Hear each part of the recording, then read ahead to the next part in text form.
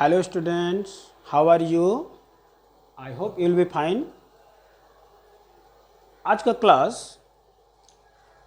Kinds of adverb part 3 जो कि आपका काइंड्स ऑफ एडवर्ब का लास्ट क्लास है। काइंड्स ऑफ एडवर्ब पार्ट 3 जिसमें आपका लास्ट 3 काइंड्स आपके पास आने वाले हैं। Number 7 adverb of reason, number 8 interrogative adverb और लास्ट नंबर 9 रिलेटिव एडवर्ब।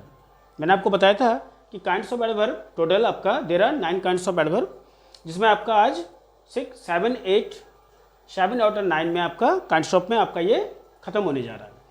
तो वीडियो पर बने रहें, वीडियो को बिना स्किप किए बढ़िया से समझें, देखें। तो number 7 adverb of reason. Adverb of reason definition कहता है कि adverb of reasons tell the reason of an action. Reason of an action मतलब क्यों परिणाम या फल बताता है। जैसे adverb of reason tell the reason of an action. An action मतलब काम का जो परिणाम है। जैसे काम हो गया, काम होने के बाद उसका क्या रिजल्ट आया, वो काम किस तरह का हुआ, कैसा हुआ, उसके बारे में जब वो बताता है उसको हम लोग एडवर्ब ऑफ रीज़न कहते हैं। काम के अंत में कि काम किस तरह का हुआ, कैसा हुआ, इसका वो बताने का जब प्रयास करता है, कोशिश करता है, उसको एडवर्ब ऑफ रीज़न कहते हैं, जिसको हम लोग परिणाम या फल बताता है। देखिए हिंदी में मैंने लिख दिया है। उसके बाद जैसे ही has left the village, he has left the village, इसमें देखिएगा he has left the village hence I can not talk to him. यहाँ पर देखिए हिंस आपको हैंस दिखाई दे रहा है, जिसको हम लोग अतः कहते हैं, अतः। तो ही हैज़ लेफ्ट, ध्यान दीजिएगा, he has left the village मतलब वो अपने गांव को छोड़ चुका है, village. Hence I can not talk to him, अतः मैं उससे बात नहीं कर सकता हूँ। I can not talk to him मतलब ऑलरेडी वो जब गांव से निकला तो गांव को छोड़ चुका, तो गांव से छोड़ चुका तो परिणाम क्या हुआ कि अब वो गांव में नहीं है, अब वो यहाँ पर वो नहीं रहता है, तो इसका परिणाम यही हुआ।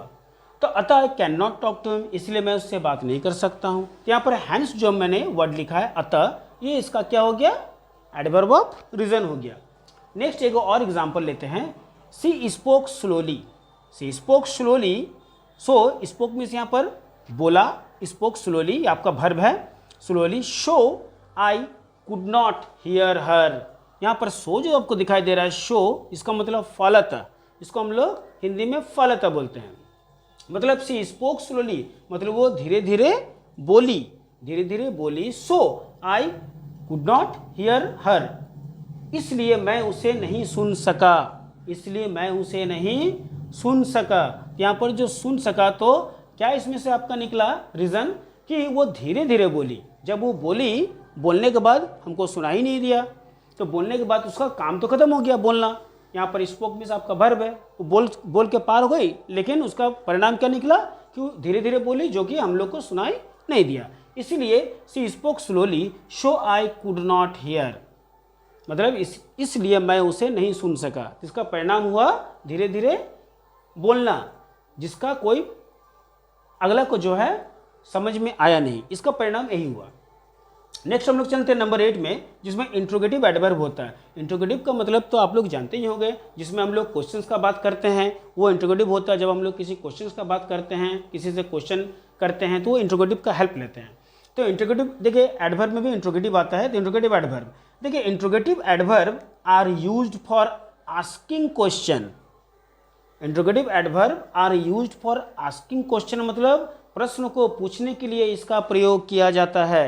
एग्जाम्पल का बात करते हैं तो वैन मीन्स कब, हाउ मीन्स कैसे, वाई मीन्स क्यों, ये सब तो पहले भी आप लोग पढ़ चुके हैं। प्रोनाउन में भी आपको मिला था, एडजेक्टिव में भी मिला था। हाउ मच, कितनी मात्रा।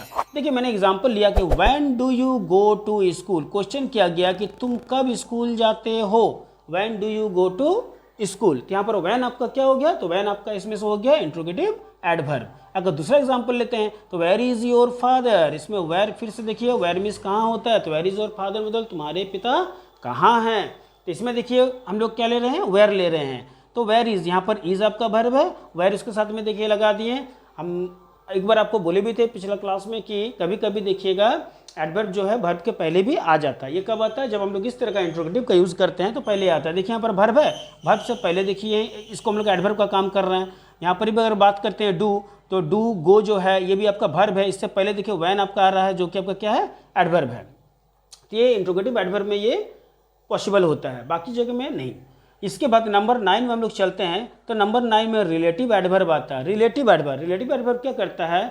कोई भी दो सेंटेंस होता है, उस सेंटेंस को जब हम लोग जोड़ने का काम करते हैं तो ये क्या काम करता है? ये दो सेंटेंस को जोड़ देता है। जोड़ने का जो काम करता है उसके बीच में जो हम लोग वर्ड बैठाते हैं जोड़ने के लिए, उसको हम लोग रिलेटिव एडवर्ब कहते हैं। जैसे मैंने देखा यहाँ पर हिंदी में लिखा है कि यह दो वाक्य को जोड़ने का काम करता है। ये क्या करता है? दो वाक्य को जोड़ने का काम करता है। अगर एग्जाम्पल लेते हैं तो this is the field where I play. देखिए वेयर, ये वेयर आपका, देखिए इसमें एक चीज़ और क्या है कि इंट्रोगेटिव जो आपका वर्ड होता है जैसे हाउ, व्हेन, ये सब जो है देखिएगा रिलेटिव में भी लगभग वो सब वर्ड आते हैं। तो इसका जो वर्ड है एग्जाम्पल वर्ड, ये आपका 9 और 8 में लगभग एक जैसा लगता है देखने में। आपको इसमें से समझ लेना होगा।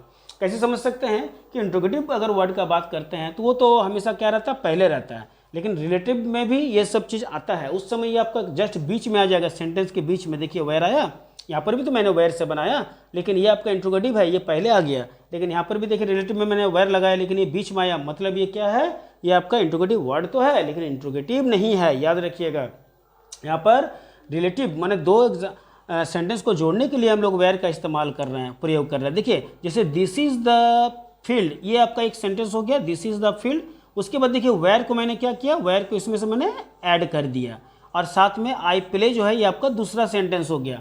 तो वेयर जो है ये क्या कर रहा है? इस दो सेंटेंस को जोड़ रहा है। इसी को हम लोग कहते हैं रिलेटिव एडवर्ब, याद रखिएगा। तो यहाँ पर वेयर जो है ये आपका क्या कर रहा है? दिस इज द फील्ड, मतलब ये वो मैदान है, वेयर आई प्ले, जिस पर मैं खेलता हूँ। तो यहाँ पर वेयर जो है ये आपका रिलेटिव एडवर्ब है। नेक्स्ट अगर हम लोग एग्जांपल लें तो I do not know when he will return. यहाँ पर नो जो है आपका व्हेन दिखाई दे रहा है। ये देखिए आई डू नॉट नो तक तो आपका क्या हो गया? एक सेंटेंस हो गया, और ही विल रिटर्न आपका दूसरा सेंटेंस हो गया, जिसमें से ये जो व्हेन आपका दिखाई दे रहा है ये व्हेन आपका रिलेटिव एडवर्ब हो गया। तो ये क्वेश्चन इसमें है कि आई डू नॉट नो मतलब मैं नहीं जानता हूँ, व्हेन ही विल रिटर्न मतलब वो कब लौटेगा। यहाँ पर जो कब लौटेगा, जो व्हेन हम लोग लगाए हैं, ये क्या कर रहा है? दो सेंटेंस को जोड़ रहा है। तो इस दौरान ये जो है आपका व्हेन जो है ये रिलेटिव एडवर्ब बन जाएगा। तो मैं फिर से रिपीट एक बार फिर से कर देता हूँ कि एडवर्ब ऑफ रीजन जो है, जिसमें हम लोग क्या करते हैं? परिणाम या फल का बात करते हैं, जिसमें आपका हैंड्स, शो, दैट, ये सब बहुत सारा और भी आता है। मैं दो एग्जांपल दिया था आपको। उसके बाद इंट्रोगेटिव एडवर्ब का बात करें तो इसमें क्वेश्चन जो किया जाता है, आस्किंग क्वेश्चन, जब क्वेश्चन हम लोग करते हैं तब हम लोग इसका इस्तेमाल करते हैं, यूज़ करते हैं, जिसमें when, how, why, how much, how many, ये सब चीज़ आपका आते हैं। जिसमें देखिए वो पहले वर्ड को पहले लेकर बनाया जाता है, ये हो गया इंट्रोगेटिव एडवर्ब। और नेक्स्ट आपका लास्ट जो है रिलेटिव एडवर्ब, जिसमें भी व्हेन, वेयर ये सब आता है, लेकिन ये बीच में रहते हैं, ये दो सेंटेंस को जोड़ने का काम करते हैं। तो आई होप आपको ये क्लास समझ में आया होगा पूरी तरह से। फिर भी अगर किसी तरह का कोई प्रॉब्लम अगर आपको होती है तो आप प्लीज़ कमेंट करें, बताएं अपना प्रॉब्लम को आपको दूर किया जाएगा। तो वीडियो को बिना स्किप किए बढ़िया से देखें, समझें। रोज़ जो वीडियो रोज़ आते हैं, रोज़ सारे वीडियो को देखें और बिना स्किप किए देखें, तभी आपको वीडियो पूरी तरह से समझ में आएगी। रोज़ आपके पास नया चीज़ आपके पास आ रहा है, वीडियो काफ़ी आगे जा चुका है। और ये आपका काइंड्स ऑफ एडवर्ब जो है ये आपका लास्ट क्लास था। अब आपका न्यू क्लास के लिए आप फिर से वेट करें। आपका न्यू क्लास में फिर आपका कुछ न्यू आपको सीखने के लिए मिलेगा, न्यू चीज़ आपके पास फिर आपके पास आने वाला है। तो आज भर के लिए आपका क्लास इतना ही। Be careful, take care and bye.